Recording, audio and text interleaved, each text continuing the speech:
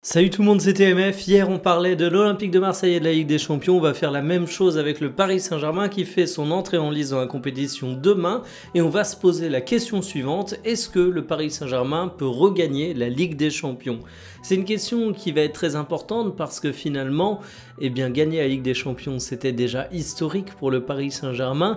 Mais Paris a une équipe et Paris a de telles ambitions que tu peux te mettre à rêver de faire un doublé qui serait évidemment historique pour le football français, mais qui est également quelque chose de tout simplement rarissime dans le football mondial. Alors pour ça, on va faire un petit peu le point sur les forces et les faiblesses du Paris Saint-Germain, à la fois en revenant sur ce qui a fait le succès de Paris la saison passée et les faiblesses de Paris la saison passée, mais aussi en voyant comment ça peut s'articuler cette saison. On parlera également de l'évolution à la fois du club parisien, mais également de ses concurrents, parce que vous n'êtes pas sans savoir que gagner la Ligue des Champions, ça dépend également du niveau de tes adversaires. Et puis on terminera la vidéo avec une petite ouverture sur ce premier match de Champions League pour les Parisiens, un match face à l'Atalanta. Ce sera une partie sponsorisée par Winamax. J'en profite pour vous montrer les codes de la rencontre, j'en profite pour vous montrer les pronostics les plus posés, et comme d'habitude, avec le code promo TMF10 et le lien en description, vous avez 10 € offerts en free bet et votre premier pari remboursé en cash s'il est perdant, jusqu'à 100 €. On va parler Paris, on va parler Ligue des Champions. Installez-vous confortablement et bienvenue pour cette nouvelle vidéo Talk My Football.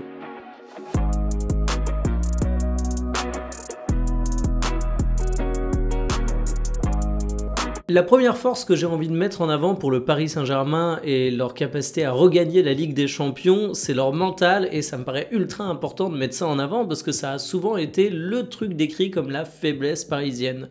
Je pense que si vous avez suivi le football au cours de ces dernières années, vous avez forcément déjà entendu cette fameuse phrase qui dit que le pire ennemi du Paris Saint-Germain, c'est le PSG. Il y avait des matchs où Paris avait une capacité à se saborder. Il y avait des matchs où tu avais l'impression que mentalement, c'était une équipe faillible. Et en fait, l'année dernière, et avec ce groupe qu'on retrouve une nouvelle fois cette année, j'ai l'impression que c'est tout l'inverse. Le Paris Saint-Germain a eu un début de campagne de Ligue des Champions qui a été cataclysmique. Tu as même eu des doutes sur le fait qu'ils passent la phase de Ligue, et malgré tout, ils ont réussi à déjouer tous les pronostics, à écarter tous les doutes et à rester dans le projet que Luis Enrique était en train de construire. Déjà, ça te montre au global, sur l'échelle d'une saison, un mental qui est très très fort. Mais même à l'échelle des matchs, face à Manchester City, on a tendance à l'oublier, mais tu prends 2 buts coup sur coup et à un moment, t'es mené 2-0. Alors tu reviens extrêmement rapidement au score, mais être mené 2-0 en Ligue des Champions dans un match éliminatoire, c'est le genre de truc qui peut te faire complètement vriller, qui peut te faire sortir de ta rencontre et qui aurait fait couler le Paris Saint-Germain d'une certaine époque. Il y a un autre exemple avec Liverpool, où à domicile au Parc des Princes, tu fais un super match face à Liverpool et malgré tout, tu perds 1-0. Il faut avoir cette force de conviction, et les joueurs l'ont eu dès la fin du match, de dire: ok, on a perdu, mais on a été meilleur et on va aller se qualifier. Et en fait, ce Paris Saint-Germain, ça a été une machine implacable mentalement qui a su rester fidèle à son football. Et ça, c'est à la fois la confiance des joueurs qui sortent pas de leur match, mais également la croyance en Luis Enrique et son projet de jeu. T'as des équipes qui, quand elles sont menées, quand elles sont dans le dur, vont totalement changer les plans jusqu'à modifier son ADN. Ce Paris Saint-Germain, il a parfois eu des temps durs, mais il y a un truc qu'on peut pas lui enlever, c'est qu'il est toujours resté fidèle à son football et que, vous le savez, c'est ça qui a également apporté la victoire. La deuxième grande force du Paris Saint-Germain pour moi, c'est un jeu qui est arrivé à maturité. En fait, tous les gagnants de Ligue des Champions sont tous les ans analysés comme étant l'équipe à battre, mais également l'équipe qui peut inspirer les évolutions du football. Et je trouve que le Paris Saint-Germain est un beau spécimen dans la matière. Alors, je suis pas en train de vous dire qu'ils vont créer un précédent comme le Barça de la grande époque Guardiola, mais en attendant, ce Paris Saint-Germain, il y a quand même pas mal de trucs identifiables facilement. C'est une équipe qui, sous Luis Enrique, a fait la part belle à la possession, avec des joueurs qui t'apportaient une grande sûreté technique, mais c'est aussi une équipe qui avait un pressing très volontaire et qu'il y avait même des joueurs symboliques du fait que même quand tu étais attaquant, il fallait défendre. On peut parler de Kvaratskhelia qui a été particulièrement brillant en la matière et franchement son activité sans ballon c'est un petit chef-d'œuvre du côté du Paris Saint-Germain. On peut aussi parler d'Ousmane Dembélé qui s'est mué en la machine à pressing qu'on connaît. On a parfois tendance à en faire un petit peu trop là-dessus, mais on peut pas enlever à Dembélé le fait qu'il faisait partie des efforts collectifs de cette équipe. Et en fait, ce Paris Saint-Germain, ça a été un juste équilibre entre des joueurs qui avaient un talent pour la transition rapide, mais une grosse appétence pour la possession, des joueurs qui avaient un grand bagage technique, mais qui pour autant ne rechignaient pas à la tâche. Et même en termes d'organisation tactique, il y avait des choses extrêmement intéressantes avec le fameux poste de faux numéro 9 de Dembélé qui était quand même assez atypique tellement finalement il allait redescendre, apporter à ses coéquipiers. C'est pas simplement un faux numéro 9 comme ce qu'on avait l'habitude de voir et ce que je viens de vous décrire, parce que tu le voyais également parfois permuter, aller un peu plus sur les côtés, limite se muer en ailier sur certaines phases de jeu aussi bien qu'en milieu de terrain. Les milieux de terrain justement, parlons-en, avec Vitinha et son rôle de numéro 6 qui a été le dépositaire du jeu, ça a été également une trouvaille de Luis Enrique. Alors là, on est sur une utilisation du poste qui est un peu plus classique, mais on était beaucoup à appeler Vitinha à être un peu plus haut sur le terrain, et finalement, on s'est rendu compte que, avec une équipe qui avait une très grosse possession, même en numéro 6, tel que l'animation du PSG envisage ce rôle, Vitinha ici, ça fait sens. Et en fait, tu as eu beaucoup de permutations entre tes ailiers, entre tes milieux de terrain, un rôle d'Hakimi qui était quasiment comparable à celui d'un milieu, justement. En fait, le Paris Saint-Germain, ça a été une formule qui a été travaillée très longuement par Luis Enrique et qui est arrivée à maturité. Tout ça est possible grâce à la troisième grande force du PSG selon moi, c'est son niveau physique absolument hallucinant. Je vous parlais d'Hakimi qui est parfois quasiment un milieu de terrain du côté du PSG. Si je vous parle de la force athlétique du Paris Saint-Germain, difficile de ne pas parler du Marocain. Je ne vais pas redire ce que j'ai dit à longueur de saison, je ne vais pas enfoncer une porte ouverte, disons-le simplement en une phrase. Hakimi a eu un coffre tout au long de la saison qui est juste absolument phénoménal, qui est juste surréaliste, qui est juste exemplaire, mais même tout le Paris Saint-Germain avait un très gros niveau là-dessus. Et en fait, le niveau physique, il est analysé sur 3 aspects. On a toujours tendance à parler du premier, c'est est-ce que tes joueurs ont une capacité à courir au cours des rencontres, à courir beaucoup, mais également à faire des efforts à haute intensité, à sprinter quand il le faut.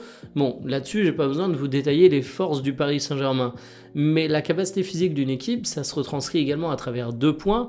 L'autre, c'est la capacité de récupération entre les matchs, parce que répéter les efforts au cours d'une rencontre est une chose, mais être aussi frais physiquement en janvier, en février, en mars, en avril, durant les matchs qui comptent, ça te demande une grosse capacité de récupération. Et ça, c'est bien aidé par le fait que tu as beaucoup de jeunes joueurs du côté du PSG, des jeunes joueurs qui doivent avoir des stats physiques, notamment de VO2 max, de niveau aérobique, tout simplement hallucinant. Et puis le troisième point, quand on parle de niveau physique, c'est la capacité à enchaîner les matchs sans se blesser en fait. Être bon physiquement, être un bon athlète dans le football, c'est également être un mec résistant. Alors là, c'est pas que les joueurs qu'il faut louer, c'est également la gestion qu'a eu le staff du Paris Saint-Germain de son effectif, mais c'était assez exemplaire. Et puis le dernier point que j'ai envie de mettre en avant, c'est un peu plus général, mais c'est des individualités qui ont été incontournables du côté de Paris. Moi, je parle beaucoup de la Ligue des Champions du Real Madrid, qui à une époque a été remportée grâce à Courtois et Benzema. Je vais pas résumer le Paris Saint-Germain à Dembélé et à Donnarumma parce que vraiment je trouve que c'est un succès collectif beaucoup plus que ce Real Madrid que je viens de vous citer qui durant cette saison a brillé grâce à ces 2 hommes malgré tous les autres talents qui étaient présents sur le terrain. Mais Dembélé signe quand même la saison de sa vie, peut-être l'année dernière, il faut le dire. À un moment, il a eu beaucoup de mal à démarrer la Ligue des Champions, mais il a terminé avec 8 buts et 6 passes décisives, le tout, quasiment tout mis dans la deuxième partie de la saison. Dembélé a été hallucinant. Donnarumma, s'il est autant pleuré par certains supporters du Paris Saint-Germain au moment de son départ, c'est parce que tu te rends compte que durant les derniers matchs, les instants clés, notamment les affrontements contre les clubs anglais dans cette Ligue des Champions, il a sauvé les fesses au Paris Saint-Germain à quelques reprises. Donc tu as également eu des joueurs très très forts. Les forces du Paris Saint-Germain, grosso modo, c'était ça. Mais tu avais des faiblesses. Alors la première, la plus identifiée, la grande limite du Paris Saint-Germain pour essayer de remporter une seconde Ligue des Champions, c'est évidemment la question du banc. Alors l'année dernière, on l'a vu avec Beraldo qui à un moment a dû être titularisé. J'aime beaucoup Beraldo, je fais partie de ses défenseurs, mais on va être honnête, il n'a pas encore le niveau pour être titulaire au Paris Saint-Germain sans que tu te dises « Oh, t'as un petit point faible ici ». Tu manquais un peu de cette profondeur de banc. Un mec comme Hakimi, il est évidemment irremplaçable. Un mec comme Dembélé, il est évidemment irremplaçable. Mais ça, je vais à la limite pas tant le qualifier de manque de profondeur de banc que de problème inévitable. Quand tu as des joueurs qui sont au-dessus du lot, évidemment, ils sont irremplaçables. Quand on veut présenter les choses négativement, on va dire qu'une équipe a une dépendance envers un joueur, mais c'est comme si vous preniez Maradona dans ses meilleures années, Messi dans ses meilleures années, Cristiano Ronaldo dans ses meilleures années. Évidemment, ils étaient irremplaçables dans leur équipe. Alors, je suis pas en train de dire que Ousmane Dembélé, ça valait Messi durant ses meilleures années, mais c'est un peu la même logique. C'est que c'est un joueur tellement fort qu'au bout d'un moment, quel que soit le banc que tu as, c'est normal que t'aies pas un remplaçant à sa hauteur. Mais par contre, tu as quand même quelques petits trucs poil à gratter. Je parlais quand même du fait qu'en charnière centrale, tu étais un petit peu juste. Après, il y a eu des modifications, on va y revenir. C'est là où la partie évolution a son intérêt. Je dirais également qu'au milieu de terrain, un mec qui remplit parfaitement le rôle de Vitinha, c'est dur à trouver. Que tu as un mec de banc, Zaïre Emery, qui est immensément talentueux, je le redis, parce qu'il est beaucoup critiqué. Donc moi, je redis que je crois beaucoup en Zaïre Emery. Mais finalement, c'est qu'un homme et qui a un profil très situationnel. C'est-à-dire que j'aime beaucoup Zaïre Emery, mais je suis pas aveugle. Je sais très bien que Zaïre Emery, il pourra jamais faire les matchs de Vitinha, de João Neves ou de Fabian Ruiz. Alors il y a des choses qu'il va faire mieux qu'eux, mais il y a beaucoup de choses qu'il est incapable de faire. Donc évidemment, tu le remplaces pas poste pour poste, ou du moins si c'est poste pour poste sur ta belle petite feuille de match, en réalité, dans la complexité de l'animation d'une équipe, ce sera pas du vrai poste pour poste. Et ça, pour moi, ça fait partie des trucs qui limitaient, et qui limitent encore un petit peu dans une moindre mesure le Paris Saint-Germain. La deuxième faiblesse du PSG, pour moi, c'est sa Dembélé dépendance, mais pas parce qu'il n'y a pas de remplaçant. Parce que je l'ai dit, tu vas pas regretter de ne pas avoir de remplaçant à un Messi ou un Cristiano Ronaldo Prime, ça fait partie du jeu. À l'échelle de ce Paris Saint-Germain, c'est ce qu'était Dembélé. Non, c'est qu'en fait, le PSG est beaucoup dépendant de Dembélé, mais de ce Dembélé. Ce que je veux dire par là, c'est que quand je parle de dépendance, c'est même pas en mode on va remplacer Dembélé par quelqu'un d'autre. C'est est-ce que Dembélé va être capable de refaire encore et toujours cette saison ? Et là, je suis bel et bien en train de parler d'une faiblesse du Paris Saint-Germain, non pas présente l'année dernière, mais qui va être présente pour cette année. Je parle même pas des blessures, même si en ce moment c'est dans l'actualité, on voit que Dembélé, malheureusement, il peut se blesser, il s'est beaucoup blessé au cours de sa carrière, c'est pas étonnant de le voir faire une rechute. Mais justement, ce qu'on a également beaucoup vu dans sa carrière de Dembélé, c'est un joueur qui est immensément talentueux, mais le Dembélé qui permet au Paris Saint-Germain de gagner la Ligue des Champions, c'est un mec qu'on a vu 6 mois dans toute une carrière, alors qu'il a 28 ans. Ce que je veux dire par là, c'est que je souhaite de tout cœur que Dembélé ait désormais ce niveau, mais si vous avez un pote que vous connaissez depuis 10 ans, qu'il a été fiable qu'au cours des 6 derniers mois de votre vie, vous allez peut-être vous dire, ok, il a été fiable sur les 6 derniers mois de ma vie, mais ça fait 10 ans qu'il me la met à l'envers, peut-être que compter sur lui pour une question vitale, c'est peut-être pas le truc le plus prudent du monde. Dembélé, c'est un peu la même chose. C'est quoi le vrai Dembélé aujourd'hui ? Quel est le vrai niveau d'Ousmane Dembélé ? Est-ce que c'est celui de la deuxième partie de saison 2024-2025 où il a été exceptionnel au point qu'il mérite de gagner un Ballon d'Or selon moi ? Ou est-ce que le vrai niveau d'Ousmane Dembélé, c'est peut-être un peu moins haut, peut-être un peu plus proche de ce qu'on a vu faire auparavant au Paris Saint-Germain, avec moins d'efficacité, de bonnes choses évidemment. C'était déjà un très bon joueur, mais un joueur immensément frustrant qui pouvait faire péter des câbles. Ça se trouve, Dembélé, il va revenir à ce niveau. Ce serait pas le premier joueur qui se retrouve durant 6 mois à être en sur-régime. Et si Dembélé baisse son niveau de jeu, mais pour revenir encore une fois à un niveau qui était le sien durant 10 ans, c'est pas comme si je vous parlais d'une catastrophe où Dembélé perdait son football du jour au lendemain. Non, je parle juste qu'il revienne à ce qu'il nous a montré la majorité du temps, y compris du côté du Paris Saint-Germain. T'auras un petit peu de mal. Et puis le dernier point que j'ai envie de mettre en avant, dans les faiblesses du Paris Saint-Germain, c'est un truc qui revient toujours, qui est une faiblesse à relativiser, mais c'est leur capacité à résister quand on leur rentre dedans. Je dis une faiblesse à relativiser parce qu'on l'a vu notamment face à Aston Villa, mais t'es quand même passé face à Aston Villa. Et finalement, toutes les équipes du monde, quand tu leur fais subir un pressing de zinzin, pour dire les choses franchement, ben, souffre. Il n'y a pas de recette magique. Vous allez me dire, mais du coup, pourquoi toutes les équipes pressent pas de fou durant toute une rencontre? Bah évidemment, parce que physiquement, c'est éreintant. Et que même quand une équipe a un excellent niveau physique, quand ils te prennent à la gorge au point de ce qu'il faut pour faire craquer le Paris Saint-Germain, tu fais un petit peu un all-in comme au poker, où c'est un peu comme si tu étais un cycliste qui met toutes ses forces dans une attaque, c'est que tu essayes d'abattre l'ennemi immédiatement, parce que derrière, tu sais que tu vas pas pouvoir maintenir ce rythme. Le Paris Saint-Germain peut être faillible dans ces cas-là, mais j'ai envie de dire faiblesse relative, parce qu'encore une fois, il y a très peu d'équipes que j'ai vues depuis que je regarde le foot qui n'est pas sujet à être sensible à ça, tout simplement. Et du coup, pour répondre à tout ça, quelles ont été les évolutions? Bon, bah, je vous parlais d'un manque de banc en charnière centrale, tu as été recherché Zabarni, un joueur dont j'ai fait une analyse lors de son arrivée. Je ne vais pas revenir sur tout le bien que je pense de lui, mais honnêtement, pour moi, c'est un véritable numéro 1 en puissance, un numéro 1 bis, vous le qualifiez comme vous voulez, mais débuter un match de Ligue des Champions avec une charnière Zabarni-Pacho, par exemple, si on repart dans l'hypothèse que Marquinhos pourrait être absent, c'est pas du tout un truc qui m'inquiète, et j'aime beaucoup Beraldo, mais il y a un gros glow-up. Le deuxième point qui marque une grande évolution du côté du Paris Saint-Germain, mais je ne sais pas si c'est positif ou négatif, c'est le changement de gardien de but. Alors, on peut faire du foot fiction, mais en réalité, on ne saura jamais vraiment si Lucas Chevalier est une plus-value ou pas par rapport à Donnarumma. On ne le saura jamais vraiment parce que si Lucas Chevalier rate sa saison, on va se dire « Ah bah il aurait fallu garder Donnarumma », mais ça se trouve Donnarumma aurait encore plus raté sa saison. Je vous parlais d'Ousmane Dembélé qui a eu 6 mois de grâce, mais qui, en dehors de ça, durant sa carrière, était un très bon joueur, mais quand même un peu en dessous. C'est la même chose pour Donnarumma. Donnarumma, il a brillé durant 3-4 rencontres clés de Ligue des Champions l'année dernière.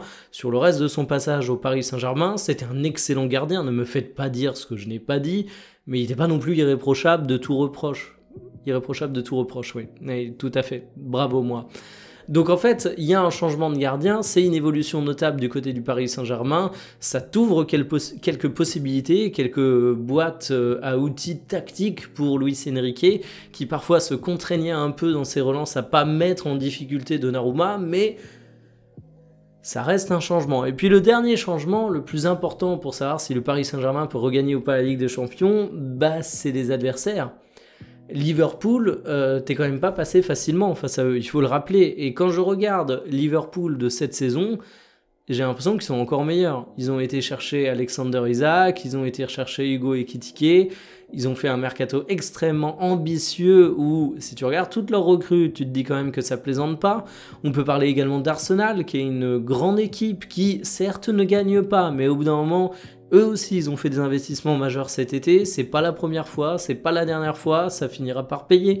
Un club comme le FC Barcelone, eh bien, forcément, là aussi, ça a été loin l'année dernière. J'ai quand même l'impression que le groupe a encore gagné en maturité et que, franchement, ça fait partie des sacrés clients contre qui il va falloir faire tes preuves. Et finalement, bah, le Paris Saint-Germain se retrouve avec beaucoup de rivaux. Même le Real Madrid, je les sens mieux cette année que ce que je me disais pour l'année dernière. J'ai l'impression que Xabi Alonso arrive assez vite à trouver une formule efficace pour cette équipe. Donc en fait, le Paris Saint-Germain va devoir être bien plus fort que l'année dernière pour réitérer l'exploit. Et j'ai envie de mettre un dernier facteur d'évolution qui est imprévisible mais qui compte. Je sais que ça plaît pas à certains de se dire ça, mais c'est la chance. Pour moi, il n'y a pas une équipe qui gagne la Ligue des Champions sans chance. Je dis pas que tu la gagnes par chance, je dis pas que c'est le fruit du hasard, je dis pas que tu lances une pièce en l'air et c'est pareil. Mais il y a toujours des moments où il y a un poteau qui est rentrant ou qui est fuyant, il y a un joueur qui réussit ou pas une passe. Alors c'est pas que du hasard, mais ça joue tellement à de toutes petites choses que je me permets de mettre ça sous le hasard. Il y a un temps additionnel qui va être plus ou moins bien respecté. Vous voyez, ce genre de micro-détails sur lequel tu as très peu de contrôle et qui fait que gagner une Ligue des Champions, c'est extrêmement dur et que même un club qui fait tout bien, et aucun club fait tout bien, hein, évidemment, tu fais toujours des erreurs, sinon ce serait trop facile, mais même si tu avais l'hypothèse d'un club qui ferait tout parfaitement, bah, tu pourrais pas réussir à 100%. Et ça, c'est un facteur où tu dis, bah, y a des moments où ça a tourné en la faveur du Paris Saint-Germain, comme dans le passé, il y a des moments où ça a tourné en la défaveur du Paris Saint-Germain, bah cette année, tu sais pas exactement comment ça va se passer. Et du coup, c'est ça qui fait que t'as beau avoir tous les statuts de favoris ou de non-favoris à l'échelle d'une compétition, à l'échelle d'un match, le football réserve bien des surprises. Si je dois vous donner un petit peu la tendance que je vois pour ce PSG, bah, je me dis que c'est une équipe qui, cette année, va être plus attendue que l'année dernière, et ça change déjà pas mal de choses. L'année dernière, tu avais un peu ce statut d'équipe outsider. Ça paraît fou de dire ça aujourd'hui, mais faut se dire qu'à l'étranger, Désiré Doué, il n'était pas connu, Bradley Barcola, il n'était pas connu, que pour la presse étrangère, tu étais surtout l'équipe qui avait perdu Kylian Mbappé. Tu jouais un peu avec une pression moindre. Aujourd'hui, tu vas être l'équipe la plus attendue. Rien que ça change ton approche des rencontres, ça change la manière dont on va parler du Paris Saint-Germain et c'est un sacré poids. Alors, est-ce qu'il faut partir du principe que le PSG doit regagner la Ligue des Champions ? Je vais dire une réponse un petit peu de Normand, mais pour moi, ça doit évidemment être l'objectif. Parce que sur le papier, tu es une équipe meilleure que l'année dernière. Mais est-ce que ce serait un échec si le Paris Saint-Germain ne gagnait pas la Ligue des Champions ? Je pense pas. Et justement, pour commencer cette campagne de Ligue des Champions, eh bien, tu vas affronter l'Atalanta qui a changé d'entraîneur, mais qui reste une équipe qui a quand même pas mal de bons joueurs et qui va offrir une adversité permettant de mesurer un petit peu ce Paris Saint-Germain, d'autant plus que du côté du Paris Saint-Germain, tu as des sujets infirmerie, peut-être un peu moins que ce que tu craignais il y a de ça seulement quelques heures, mais suffisamment pour que tu te dises que tu rentres dans la compétition en te mettant quelques difficultés. Comme d'habitude, cette partie est sponsorisée par Winamax. Je vous montre les cotes. Le Paris Saint-Germain est favori. 97% des parieurs vont sur le PSG qui l'emporte. Une cote à 1,44. C'est 6,75 pour Atalanta. Les pronos les plus posés, nous avons beaucoup de Barcola. Nous avons également du Gonzalo Ramos, du PSG et du but. D'ailleurs, j'en profite. Vainqueur final de la Ligue des Champions. Petit pronostic, le Paris Saint-Germain et Barcelone et Liverpool sont les 3 équipes de tête, mais vous voyez que le PSG n'est pas favori, il y a Liverpool et le Barça devant. Et mon petit prono pour cette rencontre face à l'Atalanta, c'est PSG et joueur décisif Bradley Barcola pour une cote à 2. Je le rappelle, ça veut dire la victoire du PSG du match, tout simplement. Hein. Et joueur décisif Bradley Barcola, ça veut dire Barcola qui est soit buteur, soit passeur décisif, soit évidemment les deux. Je trouve cette possibilité intéressante, parce que Barcola, c'est un joueur qui a la capacité à briller aussi bien par la passe que par le but, que Barcola, il a montré face à Lens que c'est un joueur qui était capable de prendre ses responsabilités avec les absences de ses compères d'attaque, soit parce qu'il débute pas le match, soit parce qu'ils sortent en cours de rencontre pour des raisons physiques, et en fait, j'avais bien envie de parier sur un buteur-passeur, mais t'as tellement de doutes sur les états physiques, etc. Moi, je sens plutôt bien Barcola, et c'est un joueur qui statistiquement a pas trop déçu la saison passée. C'est un joueur qui m'a l'air d'être dans un bon état d'esprit. Il est actuellement en train de négocier sa prolongation avec le Paris Saint-Germain. Franchement, pour moi, ça a tout du mec qui va recommencer la saison comme l'année dernière en étant en pleine bourre. Je vois la victoire du Paris Saint-Germain, parce que l'Atalanta, t'as besoin d'un petit peu de temps pour remettre les choses en place tactiquement. Le début de saison du côté de la Serie A, il est très loin d'être catastrophique, mais il est peut-être pas au niveau d'une équipe qui est d'ores et déjà prête pour tout déchirer. Mais attention, prudence du côté de Paris. J'en ai parlé, ne serait-ce qu'avec les blessés. Là aussi, t'es peut-être pas au niveau pour absolument tout déchirer. Je le rappelle concernant Winamax, code promo TMF10, le lien en description, ça vous donne 10 € en free bet et votre premier pari qui est remboursé s'il est perdant, le tout en cash jusqu'à 100 €. En tout cas, moi je suis très pressé de voir ce match de Ligue des Champions. Je pense que ça va être une belle entrée en matière pour le Paris Saint-Germain, mais je suis pas non plus hyper confiant, contrairement à ce que peut laisser penser mon pronostic, mais en même temps ça m'inquiète pas. Je m'explique, je suis pas hyper confiant pour le résultat de ce match, mais il y a tellement de choses qui font que ce Paris Saint-Germain, je me dis qu'il pourra mettre un petit peu de temps à démarrer, qu'il faudra pas tirer de conclusion définitive, que ce soit d'une performance comme d'une contre-performance, évidemment. Je vous dis à demain pour une prochaine, kiffez bien les matchs, salut.